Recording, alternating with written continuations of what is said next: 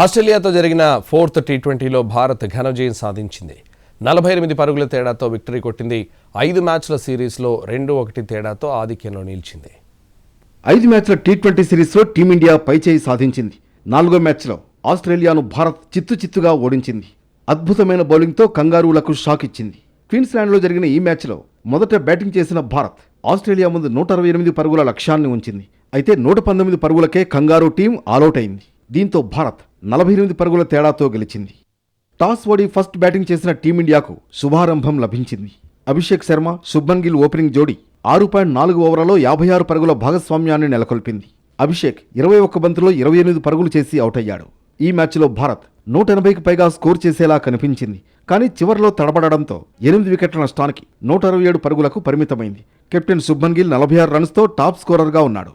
త్రుటిలో half century miss అయ్యాడు. 168 runs టార్గెట్తో బరిలో దిగిన ఆస్ట్రేలియా 119 రన్స్కే ఆలౌట్ అయింది. ఆస్ట్రేలియాకు పరుగులు అంత ఈజీగా ఏమి రాలేదు. హర్షదీప్ సింగ్, జస్ప్రీత్ బుమ్రా కట్టుదిట్టంగా బౌలింగ్ చేయడంతో ఆ జట్టు బ్యాటర్లు పరుగులు చేసేందుకు ఇబ్బంది పడ్డారు. భారత బౌలర్లలో వాషింగ్టన్ సుందర్ 3 వికెట్లు, శివం దుబే, అక్షర్ పటేల్ చెరో 2 వికెట్లు తీశారు. ఈ మ్యాచ్లో విజయంతో టీ20 సిరీస్లో 2-1తో ఆధిక్యంలోకి దూసుకువెళ్లింది. తొలి టీ20 వర్షం కారణంగా రద్దు కాగా రెండో మ్యాచ్లో ఆసీస్ గెలిచింది. 3-4 టీ20లలో భారత్ జయభేరి మోగించింది. సిరీస్ను డిసైడ్ చేసే చివరిదైన 5వ టీ20 మ్యాచ్ శనివారం గబ్బాలో జరుగుతుంది.